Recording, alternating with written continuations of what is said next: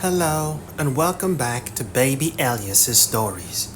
We now return to Bonnie by Iris Johansen. Chapter 12. How far had they gone? Eve wondered warily. She had lost track after the first 7 or 8 miles. It had been dark for some hours now, and that distance must have increased accordingly. The paths that Danner was following were only narrow, rutted trails, and the overhanging thorny bushes tore at her clothes and face. She had to stop innumerable times to disentangle her hair or shirt. The path they were on now was particularly bad because it was following a shallow creek bed, and her feet were wet and the mud was sucking at her shoes. She muttered a curse as one shoe was pulled off her right foot. She balanced on the other foot as she reached down to retrieve the shoe. "You should have worn sensible shoes. Why are women so impractical?" Danner had turned and was standing beside her with a scowl on his face. "They are sensible. They're just not mountain boots," she added dryly. "I wasn't expecting to go hiking." She was trying to brush the mud from the sole of the shoe. "I'll be ready to go again in a minute." He stood watching her for a few seconds, and then grabbed her wrists by the ropes binding them and pulled her off the path into the shrubbery. "What are you doing? Damn it, don't be so impatient.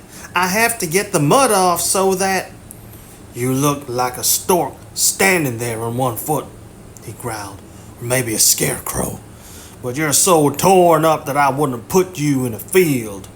The crows would laugh at you."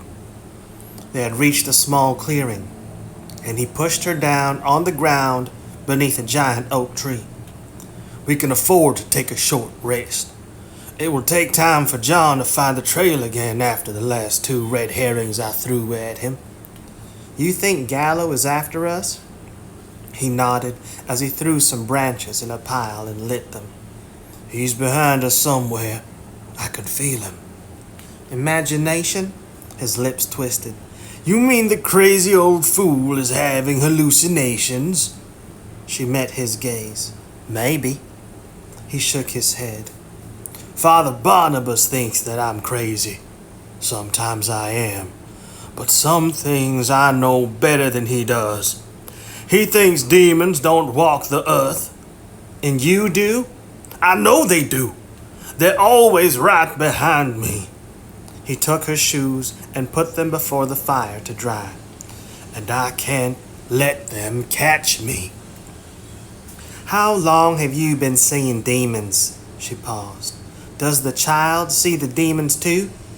"No," he said sharply. "I'd never let her see the demons," he whispered. "But sometimes I wonder if they've already got her. She won't leave me alone." "Move carefully. Don't disturb the mood that was opening the gates." "Why do you think that is?" "I'm not sure, but I have an idea now. I have to try it anyway." He sat back on his heels and looked at her. "You've done well. No complaints, no whining." "Whining?" She made a face. "Terrible. No wonder you don't think well of women if you've run into that quality." "I've always wanted to think well of them. I've always wanted to think well of everyone." His face clouded. "But there are so many demons in the world. John's parents were demons, you know." "I know he said they were abusive." "They were demons. I just didn't recognize it at the time. They were family, and I tried to work with them to save him. If I had known, I would have destroyed them." "When did you start recognizing demons? When you saw them?" "Syria. One night in Syria." "They just appeared to you?" "You're trying to make me say I'm seeing things." "I'm trying to get you to talk to me. You promised you'd talk to me, Danner." "Not now." "Why not?" He gazed at her. "Why not?" he repeated. "You won't believe me." His gaze shifted to the blazing fire. I'd been sent into the mountains of Syria to destroy ammunition strongholds held by the militants. I planted the explosives at the building and climbed up into the rocks above the village to set them off. My captain was waiting there for me in the helicopter. I'd done a good job setting that charge. I always did a good job. I was proud of myself. I gave it another 5 minutes after I reached the helicopter before I pressed the button. It blew. He swallowed. But something was wrong. The munitions should have blown, but they didn't. There were no explosions except the one I'd set off when I pressed the button.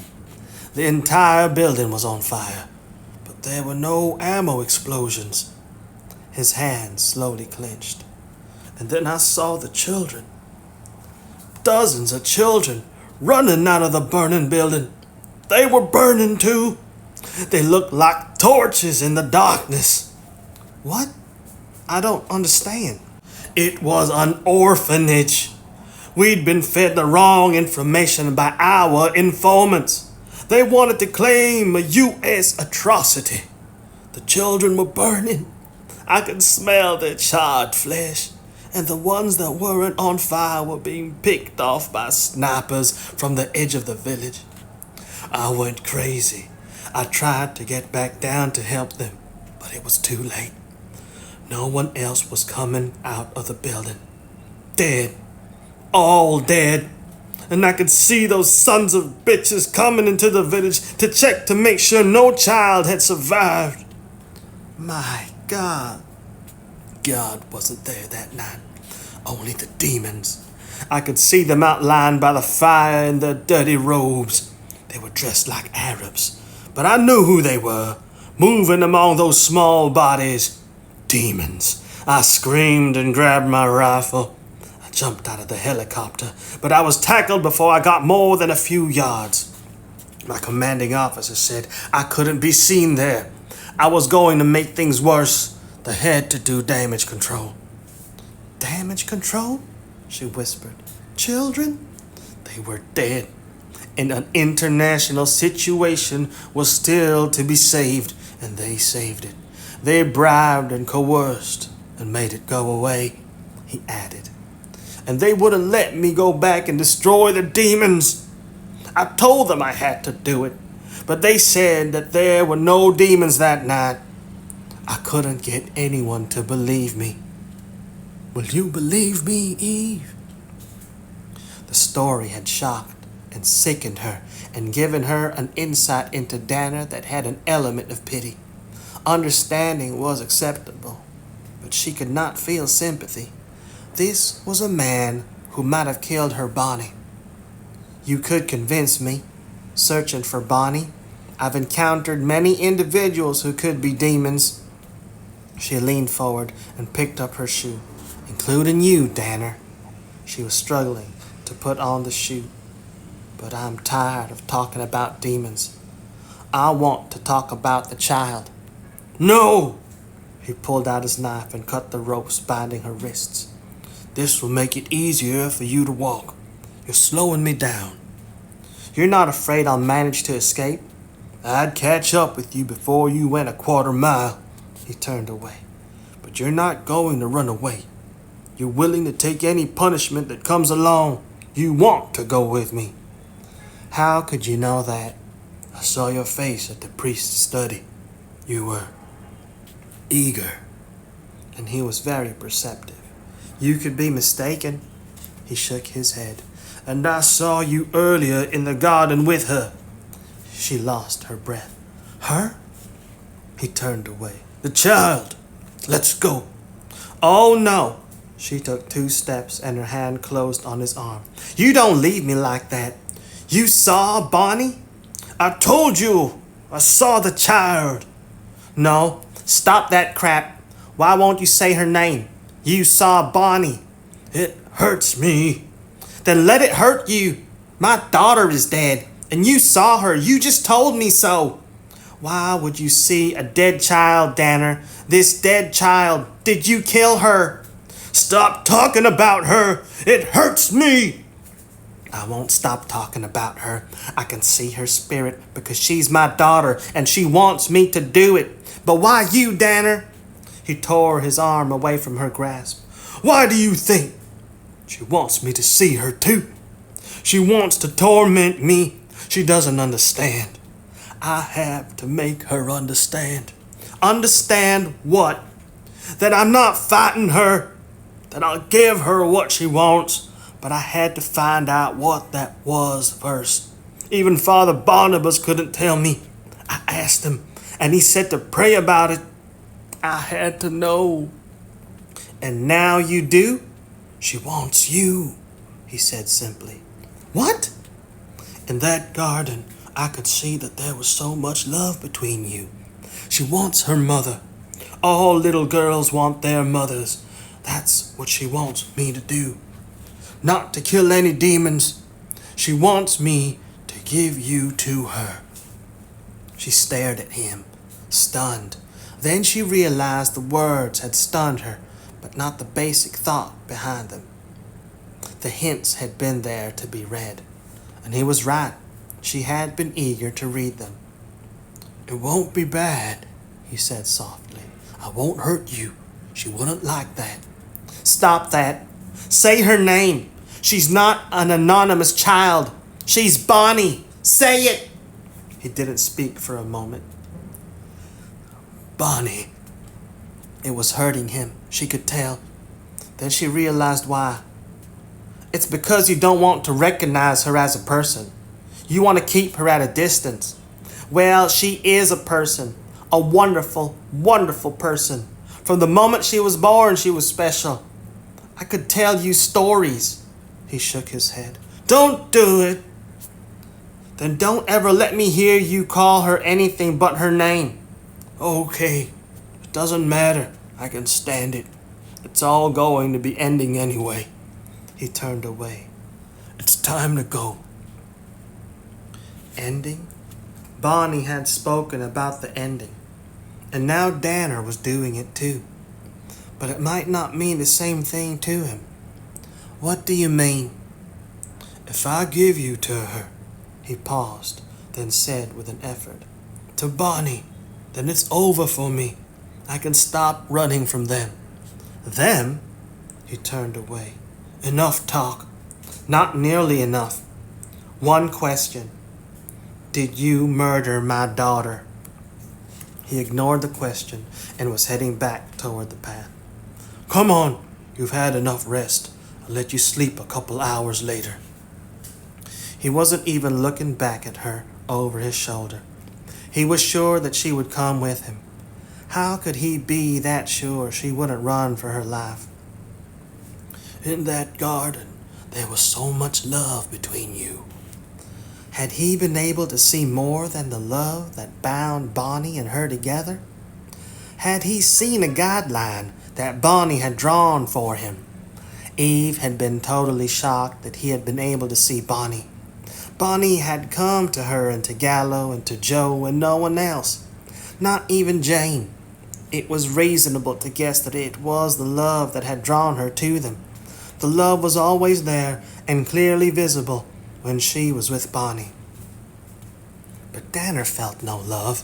He was afraid of Bonnie. He only wanted to get rid of her. And offering Eve up as a sacrificial offering was the way he planned on doing it. He thought that was what Bonnie wanted. Yet Bonnie had always told Eve that she had to wait, that they couldn't be together because it wasn't her time. But had Eve's time come now? Was that why Danner was seeing Bonnie? Too many questions. Perhaps she was reaching too deep. Outside of scientific medical knowledge of hallucinations, there were also stories that the insane sometimes saw visions and spirits not visible to normal people. At any rate, Danner was not going to answer any more of her probes right now. She was lucky she had managed to get as much information as she had from him. Or maybe not so lucky. He was becoming too human to her. Yes, there was no doubt he had moments of sanity as well as madness. Yes, there had been reasons that had caused him to slip into that half-world, but you could not forgive evil as great as the killing of Bonnie because of what had happened to him. It was better that she only thought of him as the monster who could have murdered her Bonnie. She could call him mad, but she could not call him a monster until she knew for certain that he had killed her daughter. He had refused to say the words, damn it, but it had to be him, and she knew, and she would know everything before she was through. She started to push after him through the heavy brush. "They built a fire here," Gallo said, as he knelt beside the huge oak tree. "How long ago?" Catherine asked. He studied the grass and the drying mud beside the ashes. 6, maybe 7 hours ago." Catherine frowned. "That's a big lead." He nodded. "But at least he's stopping to rest on occasion. That will lose him time." He looked up at Catherine. "And he's still got Eve with him." And that was a circumstance beyond price, Catherine thought. Every time she caught sight of Eve's tracks after a period of losing the trail, she felt a surge of profound relief. This terrain was rough as hell and hard to get through. Who the hell knew if Danner would get impatient with dragging Eve with him and decide to dispose of her? She stood up. "Let's get going. We've lost too much time on that last." Her phone rang. "It's Joe." She punched the button. "We haven't caught up with them yet, Joe, but Danner still has Eve with him. Are you still at the church?" "No, I'm at the Rainbow Connection, a youth rescue camp at Bradburg near the Alabama border. Father Barnabas said that Danner went to work for the organization because of its location. He said he had to be near the child." She stiffened. "What?" She pressed up the volume. "Why didn't you tell us?" "This is only a slim lead. If you can track him, then that was our best bet." "But it was a lead to where we might be heading. Where is this Bradburg?" "A couple of hours' drive from Atlanta, near Columbus, Georgia." Gallo was already pushing buttons on the apps on his iPhone. He glanced up at her. "We're heading in the general direction. If he doesn't change course, it could be his destination." She shook her head. "Joe said the camp was close, not his destination." She spoke into the phone. "Doesn't anyone know anything about Danner down there?" "His job was to take kids hiking and canoeing. He did what he was supposed to do and didn't cause any trouble. He was a loner. Every week or so he would take off and go camping for a few days. Where? No one seems to know. Like I said, he was a loner. Wasn't anyone curious, damn it?" "No one I've found so far. I've talked to several of the employees and counselors and not come up with anything. I still have a few to question." And if they knew anything, Joe would get the information she knew. He would be relentless. "Then we'll keep on the trail. At least we know what may be his general direction. It would help if we could tighten a noose around him before. It would help if we could tighten a noose around him from both directions. Let us know." She hung up and turned to Gallo. "How long will it take us to get to this Bradford?" "In this kind of heavy brush, at least another day, providing that's where he's headed." He glanced at the app again. "And providing that he doesn't veer off course and head for Florida. It's only guesswork by Father Barnabas that he'd head in that direction." Catherine agreed with him, but at least they had another possibility if they lost Danner in these woods. No, they wouldn't lose him. That wasn't an option. She moved toward the trail. "We'll check his movements every few hours and compare it to the destination on the map in the apps. Maybe it will give us some indication." "You know he could cut back to the road and hijack a car." "But that would be hard with Eve in tow, and he evidently needs to keep her with him." "Thank God." She glanced back at him. That sounded pretty profound. "You're losing your faith in Danner's innocence?" "I didn't say that." He was silent, then said, "I want to believe he's still the man who was my friend as a boy. I just can't afford to let anyone else be hurt because I want it to be true. I wasn't lying to Quinn. He met her gaze. Every act I do from now on will be based on the idea that my uncle wants to kill Eve. If I have to do it, I'll take him out.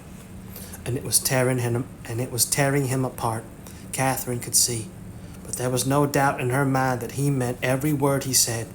He was tough and hard-edged, and he'd smother any hint of softness now that he'd made his decision. But that didn't mean that decision would necessarily have to become reality. She glanced away from him. You never can tell, but I don't think that's going to happen. He must have caught something in her tone. His gaze was suddenly narrowed on her face. And that means nothing.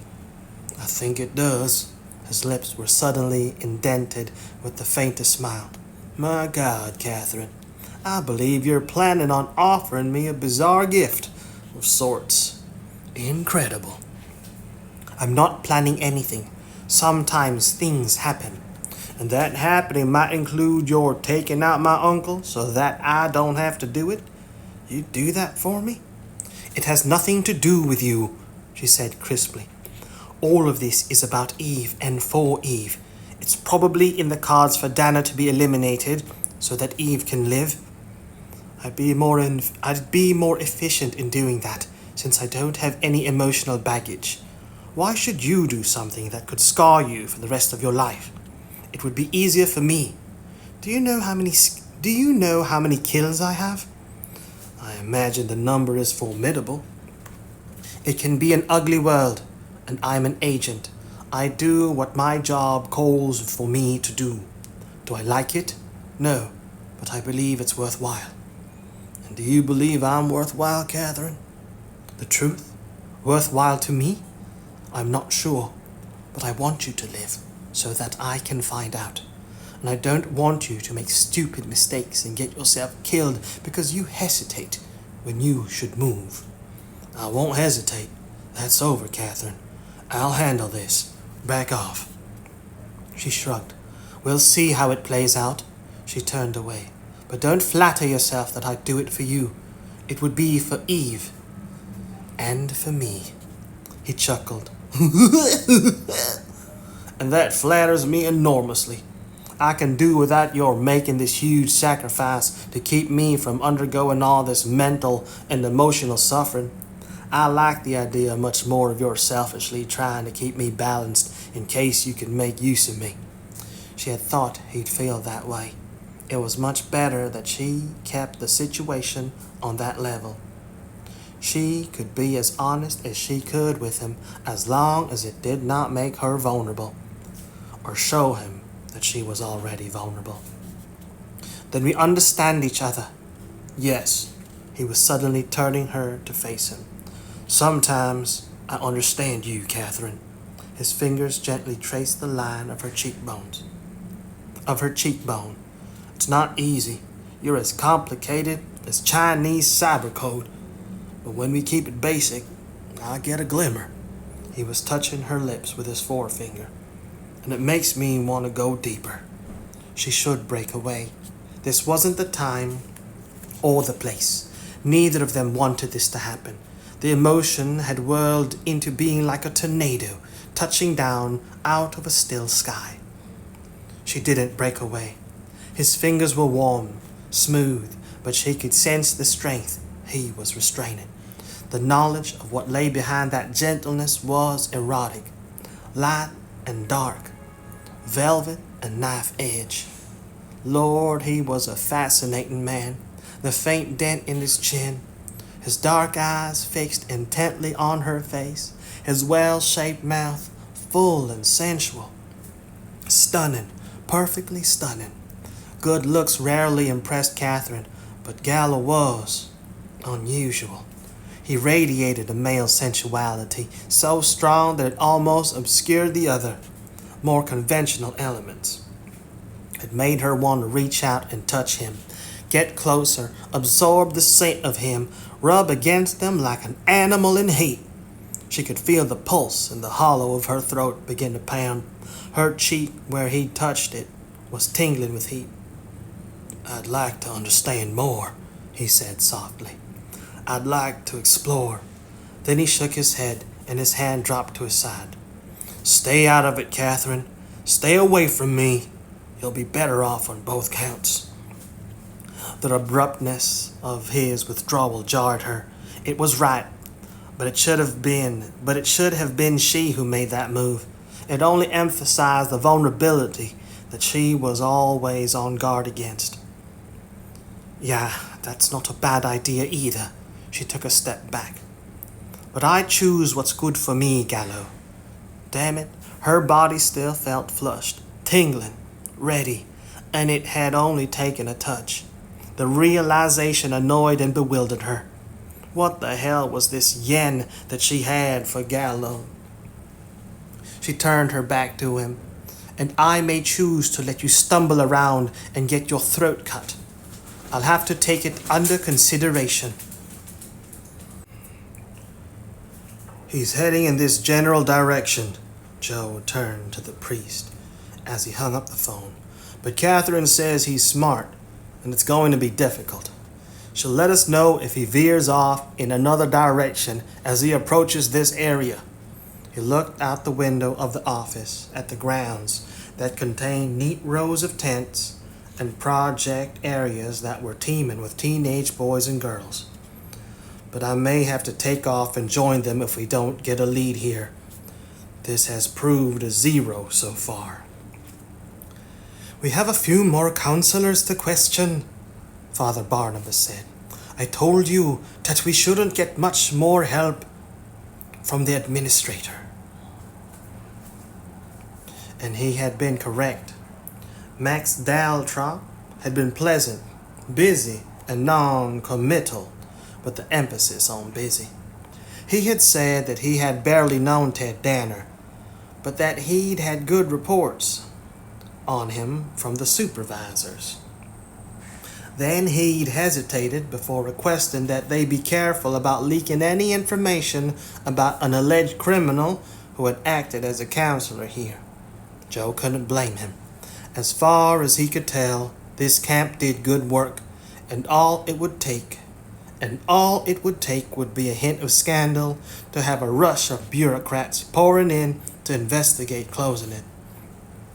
The priest's gaze was on Joe's face.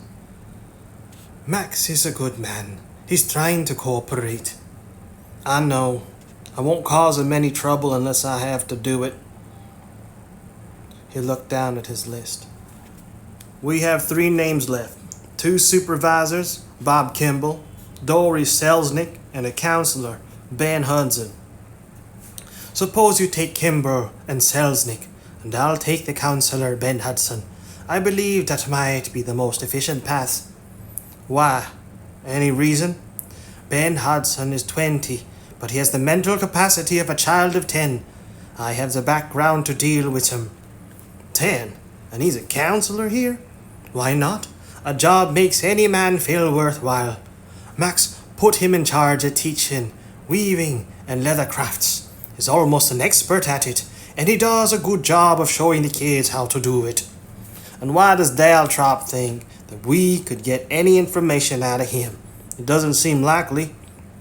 You never know. Danner spent a lot of time with him while he was working here. The kid trailed around the camp behind him like a puppy dog. Joe stiffened. He did? Then that might mean he trailed him outside the camp. And it might not. Max thought that it could be possible, but he asked me to do the questioning. Joe's lips twisted. Because he didn't want me to be rough on one of his protégés. I'm not that much of a hard ass. I don't target problem kids. No, but you could be impatient. According to Max, Ben is kind of special. He doesn't want him hurt. Ben's had a rough enough life. His father is a thief and a drug runner who is in jail right now for hitting his landlady and knocking her down a flight of stairs. Ben tried to stop him and ended up at the bottom of the stairs too. The father has a record a mile long and evidently only kept Ben with him to get welfare payments. The state took Ben away from him twice, citing abuse, but let him go back. Our wonderful defax, DEFACS, wanting to give a parent every break, even when it breaks the kid. He turned and headed for the door. I'll talk to you after you finish with Kimbrel and Selznick. I believe they're in the mess tent. The next moment, he'd left the office and was striding toward the tents. Joe didn't move from the window, watching him as he reached a large tent on the perimeter and squatted beside a slim, sandy-haired young man sitting on a camp stool. The boy's fingers were flying over a leather belt, and he looked up with a smile as Father Barnabas began to speak to him. Special. The priest called him special, perhaps in more ways than one. That smile was joyously luminous and touched his face with a radiant gentleness. There was something vaguely familiar about that smile. Then it came to him.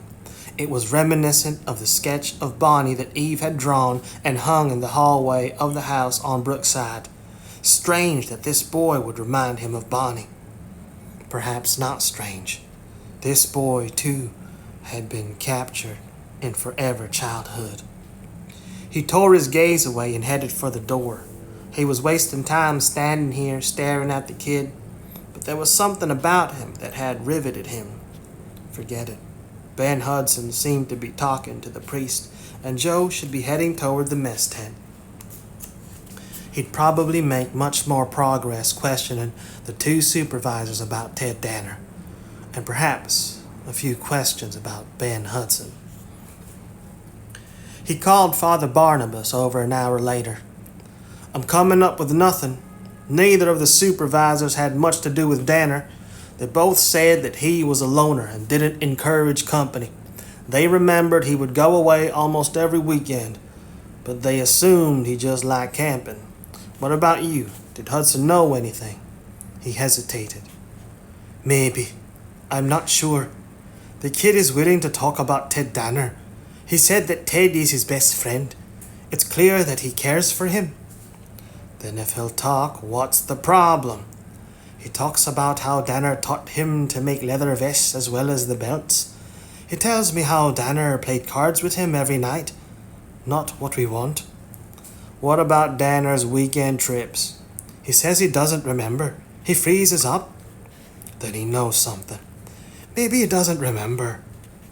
And maybe he does. I'll be over there in 5 minutes to question him. I'm staying while you do it, the priest said quietly. I'm not arguing. His tone became mocking. Maybe we can play good cop, bad cop. No bad cop. Not with this child. That would be your answer regardless. I'll see you. He hung up. He could feel a tingle of excitement as he headed for the door of the mess. It might be a mistake to feel any stirring of hope. This was a special kid, and he might only be confused, but his every instinct was humming. Ben Hudson was indeed a special kid, and he was not confused. Joe knew from the moment that the boy looked at him after the priest's introduction that there was not confusion, but a simple, almost pure clarity about Ben Hudson. The impression was largely due to Ben's wide-set blue eyes and that smile, which seemed to hold a kind of joyous wonder. I'm very glad to meet you, Ben, Joe said quietly. I won't take much of your time, but I have to have some questions answered. You know I'm a detective? Ben nodded attentively. Father Barnabas told me that means you're with the police. Are you going to put me in jail? Why would I do that? Have you done something wrong? I don't think so. But my father used to say that he never did anything wrong, but that the police were always after him. Why did they arrest him? Why did they arrest him? What were the charges? He shook his head vaguely. Lots of things. Selling drugs, stealing stuff, hitting the women who rented us the apartment. But he told the police he didn't do any of it, that it was all lies. And you think he was telling the truth? He looked away. I wanted to believe it. Our landlady was a nice woman. She hurt herself bad when she fell down the stairs. I went to the hospital to see her. Was she angry? No, she cried. She told me to run away. And did you do it? He shook his head. I couldn't leave my father. He needed me. He said it was a son's duty to take care of his father. He wasn't well and couldn't work, but I was strong. And the leech had fastened onto the kid and hadn't let go. Then how did you end up here? They took him away and put him in jail. I didn't have anywhere to go, so my landlady found this place. Mr. Daltrop said I could stay for a little while. He smiled. That was 8 months ago. Evidently, you earned a place for yourself if you managed to stay this long. They think I'm smart, that I do a good job. They like me here. Everyone likes me. An entry. Did Ted Danner like you? His smile faded. Yes. Back off a little. Why do you think that? He would come to my tent and talk to me. He taught me how to play checkers. He had a big knife, and he'd take me into the woods and show me how good he could throw it. Sometimes he let me go with him when he camped out. Yes. Where was that? Where did he go? Ben moistened his lips, but didn't reply. It would have been too great a piece of luck if Ben had answered that question, Joe thought. What did he talk about? He frowned. Just stuff. Not people. He talked about John. He liked him a lot. I think he was a relation. He stopped, troubled. I don't want to talk about Ted. Do I have to do it? Will you arrest me if I don't? Say the words and he'd get what he wanted. The boy would probably believe him. No, I won't arrest you. But why don't you want to talk about him? He seems to have been very nice to you. He didn't answer. Why, Ben? He told me not to talk about him, he said in a low voice. Before he left, he told me that I mustn't tell anyone anything about. He told me not to say anything, so I can't do it even if you put me in jail. Don't tense. Don't show any sign of the excitement that was beginning to grip him, or the boy would sense it.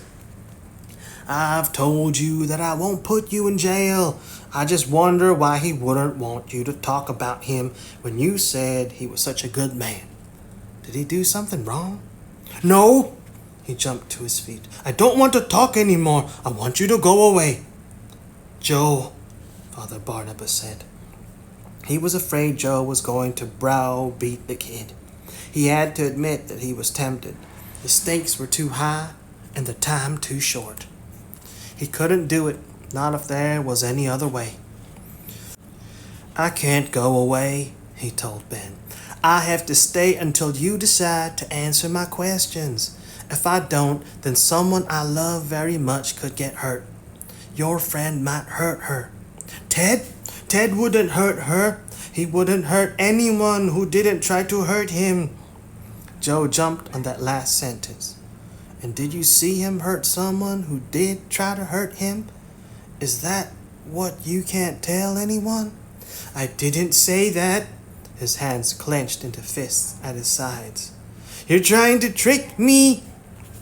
Joe drew a deep breath. Listen carefully, Ben. You don't believe your friend Ted could hurt anyone. You may be right. But sometimes people can be kind to some people and unkind to others, particularly if they're sick inside. One minute they seem okay, then the anger comes. Ben nodded. Like my dad? The boy had completely leapfrogged the explanation Joe had been trying to make. Try to bring him back around. Was your father like that too? Like Ted? No, not like Ted. Ted never hurt me. Ted said my dad didn't have a right to hurt me. He said he wouldn't let him do it again. He stiffened. Wait a minute. Danner knew your father? No.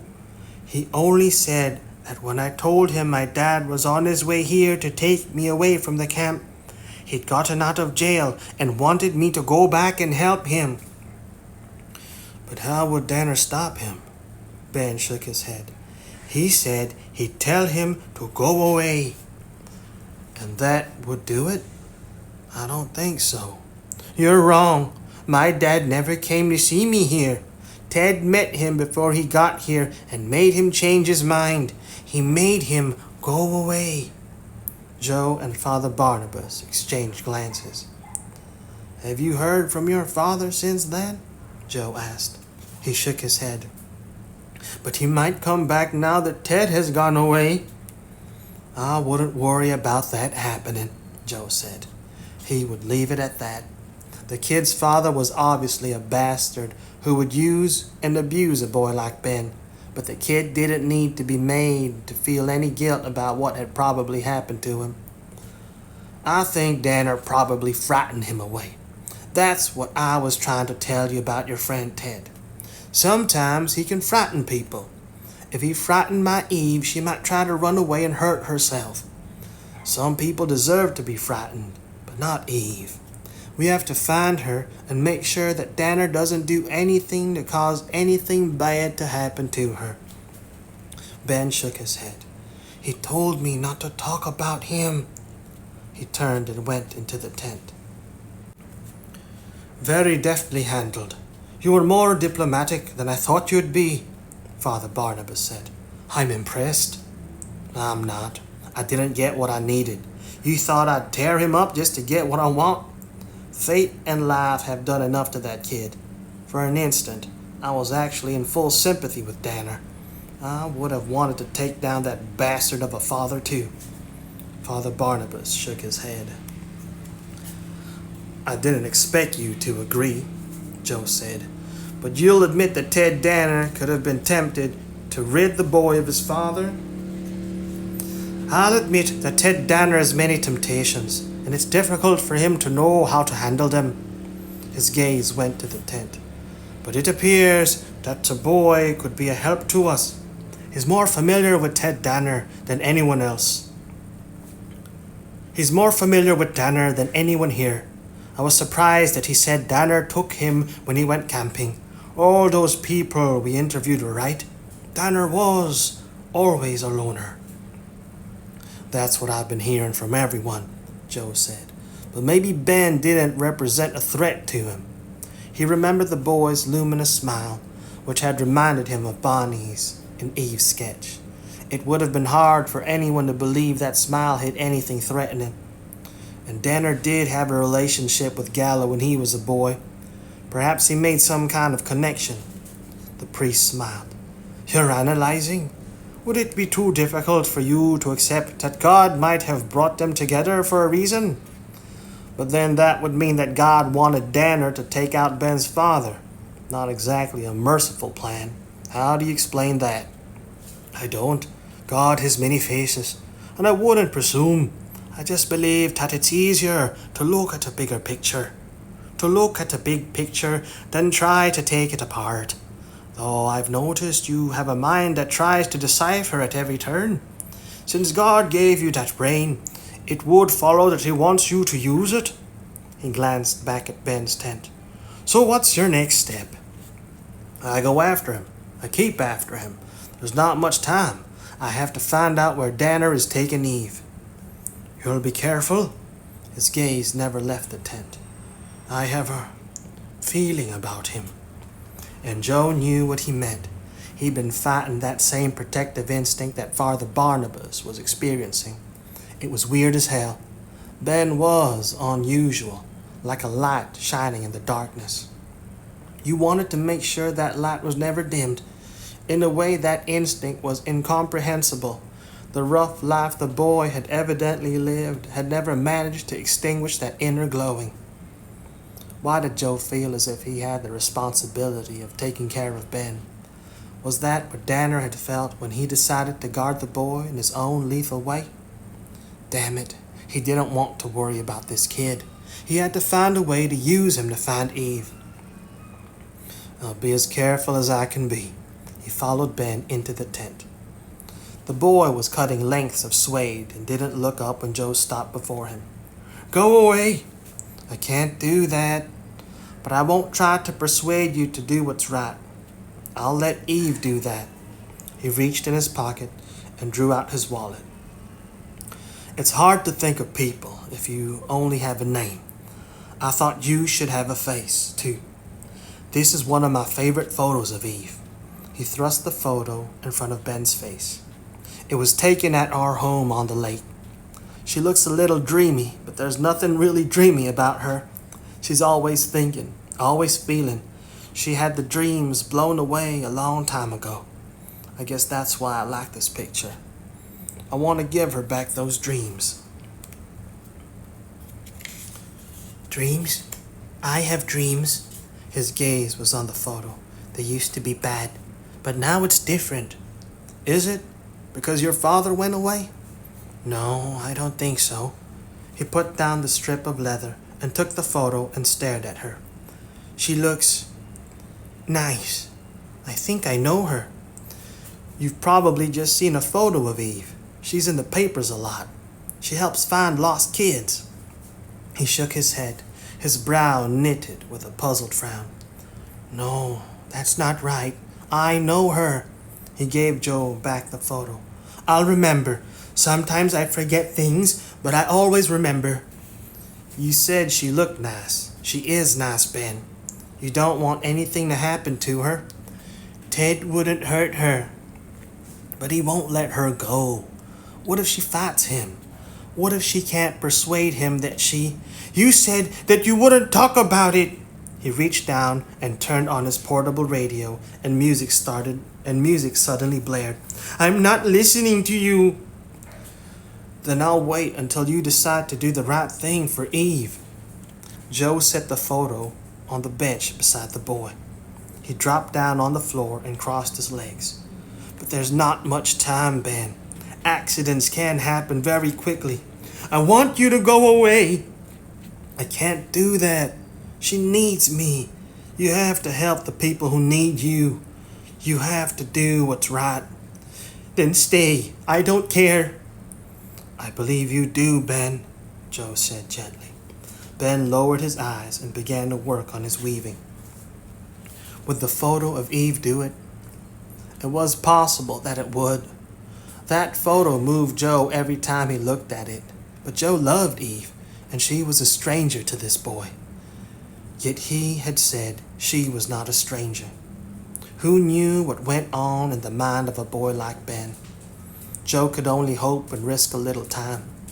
Far better than using force and brutalizing the boy as his father had done. But, as he told Ben, time was running out.